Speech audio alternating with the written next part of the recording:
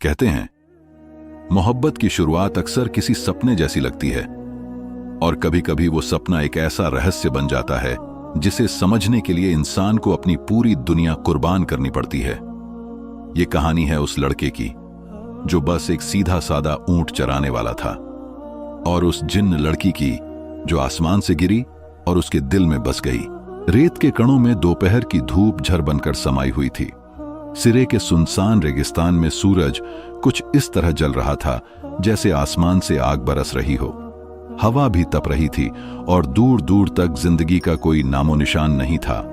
ऐसे में एक नौजवान अपनी ऊंटनी के साथ चलता जा रहा था, हाथ में लकड़ी, चेहरे पर पसीने की बूंदें और आंखों में किसी अनदेखे ख्वाब की चमक। उसका नाम याहिया था, 20 साल का खूबसूरत सादा सा लड़का, एक गरीब ऊंट चराने वाला जो दिन भर रेगिस्तान में अपने ऊंटों के साथ रहता और रात को मिट्टी की झोंपड़ी में लौट आता। वो न कोई राजकुमार था, न योद्धा, न कोई संत, मगर उसके दिल में एक अजीब सा उजाला था जो उसकी सादगी को भी खास बना देता था। याहिया के पिता सालों पहले इसी रेगिस्तान में आए एक तूफान के दौरान गुम हो गए थे। मां ने ही उसे पाला था, प्यार से, सब्र से। उसका बचपन रेत के दरमियान बीता और जवानी भी उन्हीं गर्म हवाओं के बीच पनपी। जिंदगी उसके लिए आसान नहीं थी, लेकिन वो हमेशा शुक्रगुजार रहता, दुआ करता और ऊंटों को अपने बच्चों की तरह संभालता। उस दिन भी वो ऊंटों के साथ काफी दूर निकल आया था। जहां वो पहुंचा वो जगह वीरान थी। ऐसा सन्नाटा था कि जैसे कायनात ने भी सांसें थाम ली हों। तभी उसके दिल में एक अजीब सा एहसास जगा, जैसे कोई उसे बुला रहा हो, कोई अनकही पुकार जो रेत के बीच गूंज रही हो। वो एक टीले के पास पहुंचा तो उसकी नजर एक झाड़ी के पीछे गई। जमीन पर कोई बेसुध पड़ा था। उसका दिल जोर से धड़कने लगा। वह आगे बढ़ा। वो एक लड़की थी, मगर इंसानों जैसी नहीं लग रही थी। उसकी त्वचा नीले उजाले जैसी थी, बाल सुनहरे और चमकदार, आंखें बंद, चेहरा इतना खूबसूरत कि जैसे किसी ख्वाब से उतरा हो। उसके माथे पर हल्की सी रोशनी चमक रही थी और आसपास की फिजा में एक रहस्यमयी चमक फैल रही थी। याहिया घबरा तो गया, मगर फिर उसके भीतर की इंसानियत जाग गई। उसने झुककर उसके चेहरे पर पानी छींटा, मगर कोई हरकत नहीं हुई। उसने अपना कंबल निकाला, उसे उसमें लपेटा और अपनी ऊंटनी पर रखकर घर की तरफ रवाना हो गया। उसे नहीं पता था ये कौन है या क्या है, मगर उसे रेगिस्तान में मरने के लिए छोड़ना उसके लिए मुमकिन नहीं था। जब वह अपनी झोंपड़ी पहुंचा तो उसकी मां हैरानी से उसे देखने लगी। बेटा, ये कौन है? याहिया ने थके हुए लहजे में जवाब दिया। मां, रेगिस्तान में मिली थी, बेसुध थी, छोड़ नहीं पाया। मां ने भी उसे घबरा कर देखा, चेहरा बेहद हसीन मगर अनजाना। ये लड़की नहीं लगती, कुछ और है शायद, याहिया ने कहा। अगर इंसान ना भी हो तो भी दया करना हमारा फर्ज है। मां ने उस पर आयतुल कुर्सी पढ़कर दम किया। कुछ देर बाद वो लड़की धीरे धीरे होश में आने लगी। उसने आंखें खोली, नीली, गहरी और अजीब रोशनी से भरी हुई। जैसे ही उसकी नजर याहिया पर पड़ी, वक्त जैसे थम गया। कुछ पल के लिए सब कुछ शांत हो गया। मैं कहां हूं? उसकी आवाज धीमी, नर्म और बहुत कोमल थी, जैसे हवा कोई गीत गा रही हो। मेरे घर में, मैंने तुम्हें रेगिस्तान से उठाया था, तुम बेहोश थी। वो कुछ पल चुप रही, जैसे याद करने की कोशिश कर रही हो। फिर उसकी आंखों में नमी उतर आई। कुछ याद नहीं, बस इतना पता है कि मैं भाग रही थी। कहीं रोशनी थी, आग थी, फिर अंधेरा। याहिया चुपचाप उसे देखता रहा। उसने पहली बार किसी ऐसे को देखा था जो इंसानों जैसा था, पर फिर भी नहीं था। उसने कुछ भी पूछने की कोशिश नहीं की, बस उसे खाना दिया, पानी दिया और आराम करने की जगह दे दी। अगले कुछ दिन वो लड़की शांत रही। याहिया ने उसे नीला कहना शुरू कर दिया। उसकी नीली आंखों और चमकती त्वचा की वजह से नीला झोंपड़ी के बाहर बैठती, आसमान देखती और किसी अनजानी भाषा में बड़बड़ाती रहती। कभी कभी वो याहिया को चुपचाप देखती, जैसे उसके वजूद में कुछ तलाश रही हो। एक रात जब चांद पूरा चमक रहा था, नीला छत पर बैठी थी और आसमान को निहार रही थी। याहिया भी पास बैठा था। उसने धीरे से पूछा, क्या तुम इंसान हो? नीला ने धीरे से सिर हिलाया। नहीं, मैं जिन्न जात की हूं। याहिया की सांस थम सी गई, लेकिन उसने डर नहीं दिखाया। तो फिर तुम यहां कैसे? नीला ने ऊपर देखा। मैं कैद में थी। जिन्हों की दुनिया में एक खास कबीला था, बहुत जालिम। वो मुझे अपनी ताकत के लिए इस्तेमाल करना चाहते थे। मैं उनसे भाग निकली, लेकिन रास्ते में घायल हो गई और गिर पड़ी। याहिया चुपचाप सुनता रहा। उसके भीतर डर नहीं था, बल्कि एक अजीब सी हमदर्दी थी। यहां तुम महफूज हो। जब तक मैं जिंदा हूं, तुम्हें कोई हाथ नहीं लगा सकता। नीला ने उसकी आंखों में झांका। तुम अजीब इंसान हो। ज्यादातर लोग हमें देखकर भाग जाते हैं या हमें मारना चाहते हैं। याहिया ने मुस्कुराकर कहा, शायद मेरी मां ने मुझे यही सिखाया है कि तकलीफ में किसी को अकेला ना छोड़ो। वक्त बीतता गया। नीला अब उस घर का हिस्सा बन चुकी थी। वो झोंपड़ी की सफाई करती, पानी लाती और कभी-कभी याहिया के लिए रेगिस्तान से अनोखी जड़ी बूटियां ले आती, जिन्हें देखकर उसकी मां हैरान रह जाती। नीला ने इंसानों के तौर तरीके सीखना शुरू किया, दुआएं याद की और कुरान की आयतें सुनने लगी। याहिया उसके साथ ज्यादा वक्त बिताने लगा। दोनों अक्सर चुपचाप रहते, मगर एक दूसरे को समझने लगे थे। बातें कम होती, मगर निगाहें सब कुछ कह देती। नीला को याहिया की मासूमियत भा गई थी और याहिया को नीला की रूहानी चमक। एक रात नीला ने धीरे से पूछा, अगर मैं तुम्हारी न रह सकी तो? याहिया ने चौंक कर कहा, ऐसा क्यों कहती हो? क्योंकि मैं जो हूं वो इस दुनिया की नहीं हूं। अगर मेरा कबीला मुझे ढूंढ ले तो वो मुझे जबरदस्ती ले जाएंगे। याहिया ने उसका हाथ पकड़ लिया। अगर वो आएंगे तो मैं लड़ूंगा। चाहे जिन हो या इंसान, कोई तुम्हें मुझसे छीन नहीं सकता। नीला ने उसकी आंखों में देखा और पहली बार मुस्कुराकर कहा, तुम्हें पता है, अगर मैं इंसान होती तो सिर्फ तुमसे शादी करती। याहिया चुप रहा, लेकिन उसकी आंखों में आंसू आ गए। रात बीत गई, मगर नीला को नींद नहीं आई। उसने सपने में काले साए देखे, जलती हुई आग और एक गूंजती हुई आवाज, नीला, तुम्हारा वक्त खत्म हुआ। या वापस आ जाओ या खत्म हो जाओ। सुबह जब वो उठी तो उसके चारों तरफ नीली रोशनी का एक घेरा था। याहिया घबरा गया। उसने आयतुल कुर्सी पढ़कर उसे दम किया। नीला कांप रही थी। वो आ रहे हैं, शायद आज रात। याहिया ने कहा, तो आ जाएं, मैं लड़ने को तैयार हूं। उस पल नीला ने उसकी तरफ देखा और पहली बार उसके माथे पर हल्का सा चुंबन दिया। तुम्हारा प्यार मुझे जिंदगी दे सकता है, शायद मौत से भी बचा सकता है। और उसी रात जब आसमान पर बादल गरजने लगे और रेगिस्तान के किनारे काली धूल उठने लगी, याहिया ने अपनी लकड़ी कसकर पकड़ी और नीला के साथ छत पर खड़ा हो गया। कहानी ने अब एक नया मोड़ ले लिया था। रात जैसे अपने आप को समेट रही थी। हवा में एक ऐसी सिहरन थी जो आंखों से नहीं, लेकिन दिल की धड़कनों से साफ महसूस हो रही थी। नीला छत पर खड़ी थी और उसके साथ याहिया। उसके चारों तरफ हल्की नीली रोशनी थी, जैसे अब उसकी मौजूदगी इस दुनिया से अलग नहीं रही, बल्कि रेगिस्तान की हर सांस से जुड़ गई हो। याहिया के हाथ में सिर्फ एक लकड़ी थी, लेकिन दिल में एक ऐसा हौसला था जो किसी भी सेना से कम नहीं था। उसकी मां नीचे कुरान हाथ में लिए बैठी थी, होठों पर दुआएं, आंखों में आंसू और दिल में एक कांपता हुआ यकीन। नीला ने आसमान की तरफ देखा और धीरे से बोली, वो आ चुके हैं। अचानक फिजा का सन्नाटा टूट गया। दूर रेगिस्तान से एक काला बवंडर उठने लगा, जिसके अंदर कुछ परछाइयां घूम रही थीं। जमीन कांपने लगी, हवा थमने लगी और जैसे पूरी कायनात रुक गई हो, देखने के लिए कि अब क्या होने वाला है। याहिया ने नीला की तरफ देखा। क्या वो तुम्हें जबरदस्ती ले जाएंगे? नीला ने सिर हिलाया। नहीं, अगर मैं झुक जाऊं तब, लेकिन अगर मैं तुम्हारे साथ खड़ी रहूं तो वो मुझे खत्म कर देंगे। तो खत्म कर लेने दो, याहिया बोला। मुझे मरने से डर नहीं लगता। नीला के चेहरे पर पहली बार वो मोहब्बत झलकी जो लफ्जों से नहीं, बलिदान से समझ आती है। फिर वो पल आया।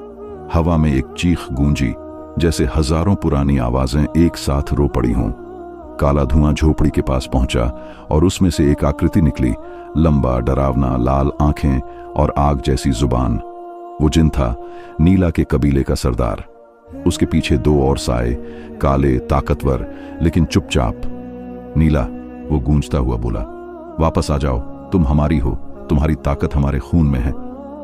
नीला याहिया के पीछे आकर उसके कंधे पर हाथ रखती है जैसे उससे हिम्मत ले रही हो। नहीं, उसने साफ कहा, अब मैं उनके साथ हूं जो प्यार करते हैं, कब्जा नहीं करते। जिन ने आग उगली। याहिया की झोपड़ी के आसपास की रेत जलने लगी। मां चीखते हुए बाहर आई, कुरान उठाए। खुदा के वास्ते, तुम शैतान हो, हट जाओ। जिन हंसा, ये दुआएं हमें नहीं रोक सकती औरत, हम उसे लेने आए हैं जो हमारी रोशनी है। याहिया ने लकड़ी थामी और नीला के आगे खड़ा हो गया। अब वो मेरी है। अगर कोई उसे ले जाना चाहता है तो पहले मुझसे लड़ना होगा। जिन हंसा, इंसान, तू हमारे सामने एक जर्रा है। शायद, याहिया ने कहा, लेकिन उस खुदा की कसम जिसने रेत बनाई, अगर तुम उसकी हदें लांघोगे तो मिट्टी भी न मिलेगी छुपने को। उसी वक्त नीला ने कुछ पढ़ा और उसके हाथों से रोशनी निकली। वो रोशनी एक घेरा बनी जो दोनों को घेरने लगी। जिन्होंने हमला किया, आग, धूल और सायों से। याहिया ने लकड़ी से वार किया। न वो ताकतवर थे, न ट्रेनिंग वाले, मगर उसमें वो यकीन था जो पहाड़ हिला देता है। ये जंग सिर्फ शरीरों की नहीं, इरादों की थी। और तभी एक करामत हुई।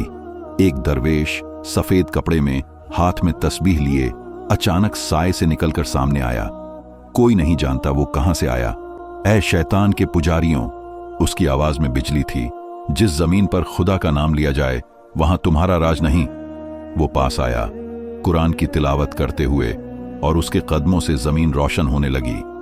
जिन पीछे हटे, चिल्लाए और एक धमाके से बवंडर टूट गया। वो साए चीखते हुए अंधेरे में लौट गए। याहिया, नीला और उसकी मां जमीन पर गिर पड़े। जब होश आया तो दरवेश सामने बैठा था। बेटा, तुमने वो कर दिखाया जो बड़े बड़े नहीं कर सके। तुमने खुदा पर यकीन रखा और उस मखलूक की हिफाजत की जिसे दुनिया दुश्मन समझती है। नीला की आंखों में आंसू थे। आप कौन हैं? दरवेश ने मुस्कुराकर कहा, मैं भी वही हूं जो मोहब्बत में सब कुछ छोड़ चुका है। जब भी जरूरत होती है ऐसे लोगों की मदद के लिए आता हूं। वो खड़ा हुआ, लेकिन याद रखना, ये जंग खत्म नहीं हुई। वो वापस आएंगे और ज्यादा ताकत से। अब तुम्हें सिर्फ लकड़ी नहीं, ईमान, इल्म और कुर्बानी की तलवार उठानी होगी। याहिया ने धीरे से कहा, मैं तैयार हूं, क्योंकि मैं उसे अकेला नहीं छोड़ सकता। दरवेश ने नीला की तरफ देखा। और तुम क्या इंसानों की दुनिया में कैद रहोगी? नीला बोली, अब ये कैद नहीं, मेरी आजादी है। मैं यहीं रहूंगी। दरवेश चला गया, जैसे आया था वैसे ही, चुपचाप, रहस्यमयी और रोशनी की एक रेखा में लिपटा हुआ। अगले दिन याहिया ने नीला के लिए एक अलग कमरा बना दिया। उसकी मां ने उसे अपनी बेटी मान लिया। गांव वाले जो पहले डरते थे, अब हैरान थे कि वो लड़की जो कभी जमीन पर बेहोश मिली थी, अब उस चरवाहे की ताकत बन चुकी थी। लेकिन नीला जानती थी, उसका कबीला फिर आएगा, और इस बार सिर्फ उसे लेने नहीं, बल्कि याहिया को मिटाने आएगा। वो रात जब पहली लड़ाई हुई, बस शुरुआत थी। मोहब्बत अब ईमान का रूप ले चुकी थी। याहिया ने नीला के साथ कुरान पढ़ना शुरू किया, रूहानी हिफाजत के इल्म सीखने लगा। नीला ने उसे जिन्हों की दुनिया के राज बताए, उनके कमजोर पहलू, उनके तरीके। याहिया ने लकड़ी छोड़कर एक खास पेड़ की शाख से डंडा बनाया, जिस पर नीला ने नूर से कुछ लफ्ज लिखे।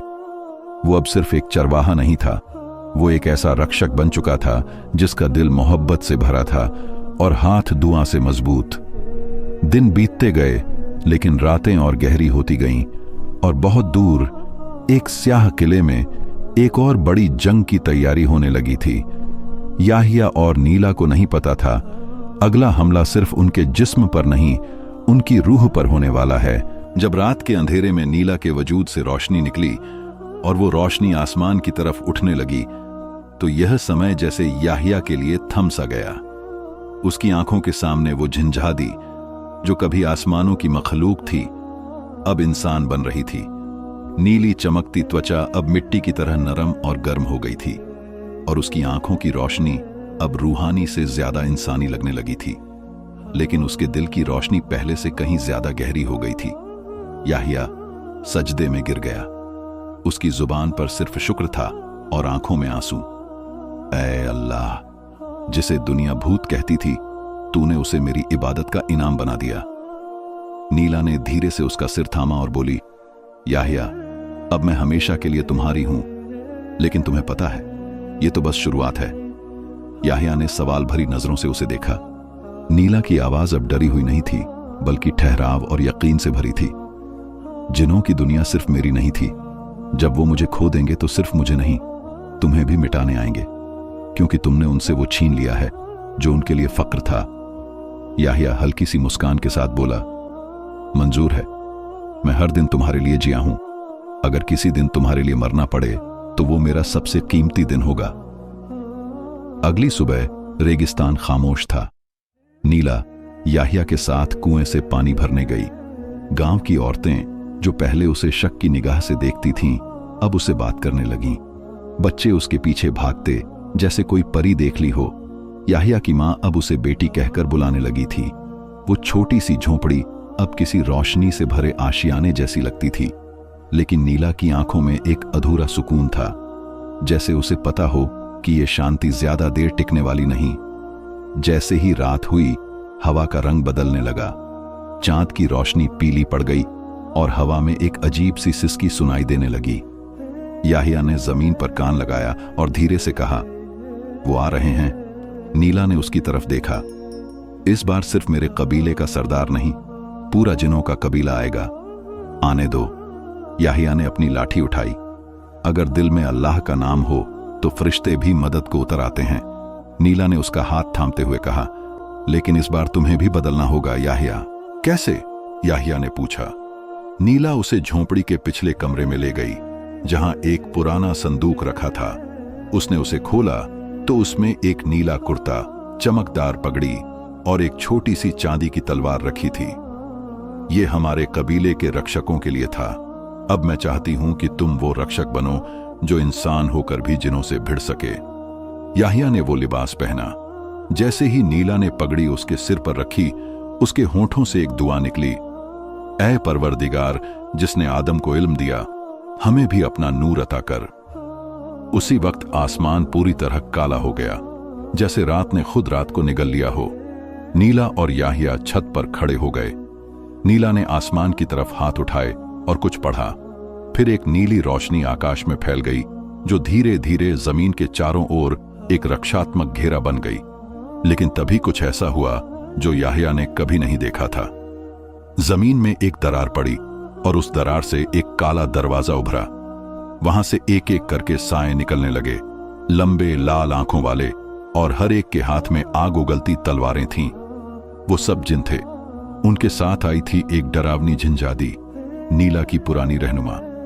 तुमने हमारे कबीले का कानून तोड़ा है नीला, उसने चीख कर कहा।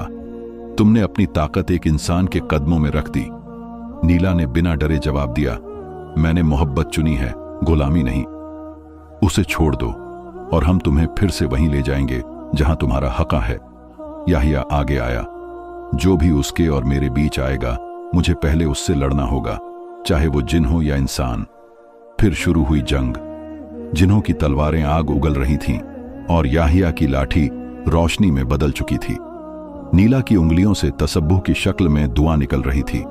हर बार जब वो कुछ पढ़ती, जमीन पर एक रोशनी की लकीर बनती जो दुश्मनों को पीछे ढकेलती।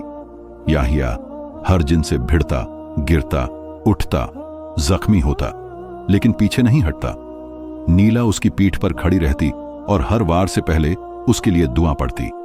आखिरकार वो लम्हा आया जब झिंझादी खुद नीला के सामने आ खड़ी हुई। अगर तुम इंसान बनने पर अड़ी रही तो हम तुम्हें मिटा देंगे। नीला ने कहा, मैं मिटने को तैयार हूं, लेकिन अब अपनी मर्जी से जीऊंगी। झिंझादी ने आग का गोला उसकी ओर फेंका। याहिया ने कूदकर उसे अपने सीने पर ले लिया। वो जमीन पर गिर पड़ा। नीला की चीख फिजा में गूंज उठी, याहिया। वो उसके पास बैठी, उसका सिर अपनी गोद में लिया और उसके दिल पर हाथ रखकर बोली, ऐ रब, अगर तेरी रजा है तो मेरी रूह ले ले, लेकिन उसे बचा ले। तभी एक आसमानी रोशनी जमीन पर उतरी, जैसे कोई फरिश्ता आ गया हो। रोशनी ने याहिया के जिस्म को ढंक लिया और वो धीरे धीरे फिर से सांस लेने लगा। नीला सजदे में चली गई। आसमान से एक आवाज आई, जिसके लिए उसने जान मांगी, उसे हमने जिंदगी दी और उसकी मोहब्बत को हमने अपने अर्श पर जगह दी। सारे जिन चीखते हुए उस दरवाजे में वापस चले गए, जो फिर से बंद हो गया। नीला ने याहिया को उठाया, उसके चेहरे पर हाथ फिराया। अब तुम मेरे हो और हमेशा रहोगे। याहिया ने कमजोर सी आवाज में कहा, मैंने मौत के दरवाजे पर भी तुम्हारा साथ नहीं छोड़ा, क्योंकि तुम मेरा ईमान हो। उस रात के बाद नीला और याहिया ने गांव के पास एक छोटा सा मदरसा बनाया। वहां वो बच्चों को मोहब्बत, अमन और दुआ का सबक देते। लोग कहते, ये दोनों इंसान नहीं लगते, इनके बीच कुछ आसमानी रहस्य है। और जब कभी रेगिस्तान में धूल उठती तो एक साया उस झोंपड़ी के आसपास मंडराता, वही दरवेश जो अब भी उनकी चुपचाप हिफाजत करता था। और इस तरह एक ऊंट चराने वाले की मोहब्बत एक झंझादी को न सिर्फ इंसान बना गई, बल्कि उसे उस मकाम तक पहुंचा गई जहां सिर्फ सच्चे दिलों को जगह मिलती है। कहते हैं, जब मोहब्बत दुआ बन जाए तो ना जिन रोक सकते हैं, ना दुनिया।